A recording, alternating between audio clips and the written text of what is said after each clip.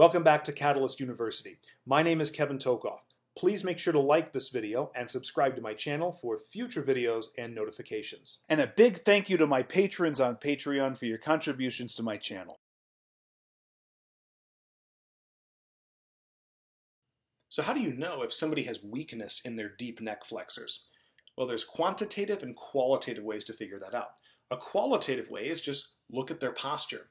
So if somebody comes in and they've got these rounded shoulders, kind of this forward head positioning, chronic cervical protraction like this, maybe even that upper cross syndrome, right?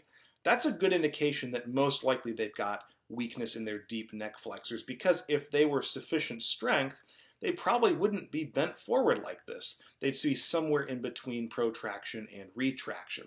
And this would be really common to see in people who are bent over a computer all the time at work, video gamers, people who play video games all the time, okay? You see this posturing. Even PT students who are over a computer or textbook all day, you might actually see some weakness there. But you can quantify it. And there's multiple methods to quantify it, which we'll be covering in future videos. But one way is with this test right here, which is called the Deep Neck Flexor Endurance Test. You basically have the person in supine, and you have them actively retract. So this person is in active cervical retraction, and it basically lifts their head off of the table or bed by just about a half an inch to an inch. And they basically hold that, and you time them to see how long they can last in that position.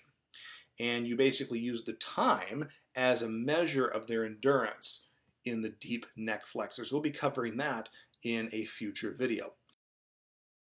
So you've determined that the deep neck flexors are weak. What do? Well, if something's loose, you tighten it.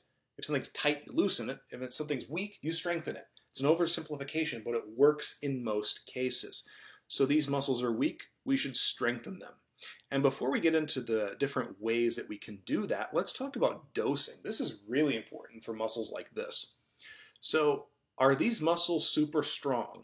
No, these are not like the quads, so we don't need to rep out 300 pounds, so we certainly don't need a lot of force. We certainly don't need a lot of repetitions. What we need is to do what we do with any endurance activity. We need to hold it for a long duration, okay? And so generally, this is by no means anything out of the literature, but I would say static holds between 50 and 60 seconds, okay? You at least want these things to be able to hold for at least 15 seconds, hopefully longer, and really the longer the better. So I would say anywhere in this range would be really your target, but the longer the better, because these are endurance muscles. We don't need high repetitions, we really just need low repetitions actually, with a high duration, okay? Now in terms of the activities, these are by no means the only ones we can do, but we could really just start with active cervical retraction. One way you can cue someone to do this is just make a double chin, right? This is active cervical retraction, flexion of the upper cervical spine. And again, we're not repping it out, we're just holding that in position. So here I'm initiating active cervical retraction, contraction of those deep neck flexors. And I'm going to hold this usually about 5 to 10 seconds to start. You can always build up from there.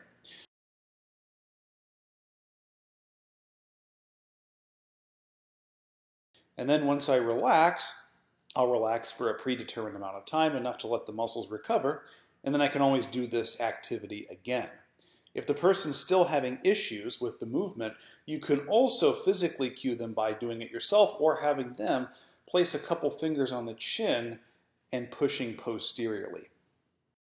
Now this is a really nice exercise to do because it's pretty easy for anyone to do, and that's because it's done in a gravity minimized position. If you look at the direction the neck is actually moving, it's moving really parallel to the floor. So it's not subject to gravity, which makes it a little bit easier and a good starting point if a person can't do the next activity. And that one, which is a little bit more difficult, is really the deep neck flexor endurance test, or really just deep neck flexor endurance. Now this can certainly be done as a test where you have the person hold this position for a certain amount of time, get the time, and then compare to normative values, right? Or it can just be given as a treatment where they just practice holding in this position. Again, if you look at this, now the head is coming off the table because they're in supine, and now it's perpendicular to the floor, so it's against gravity. So this is gravity resistant.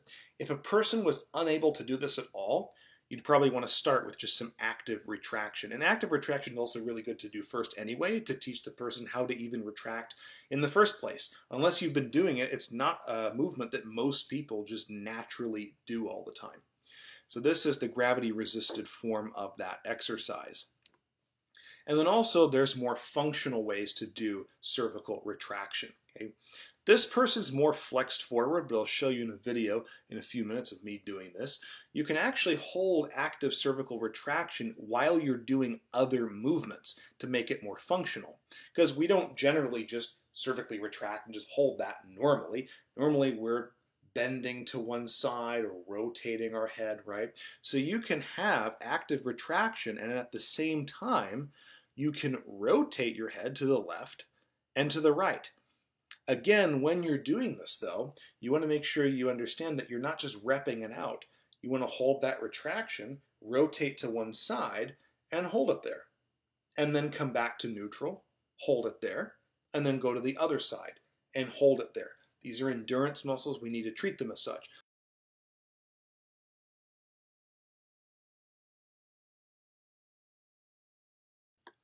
So hopefully this video gave you a good understanding of the deep neck flexors, what they do, and how to strengthen them if they are weak.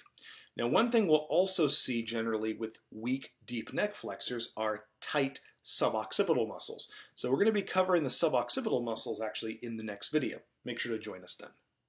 Thanks for tuning in. Please like, subscribe, and check out my Instagram for cool science and not science stuff.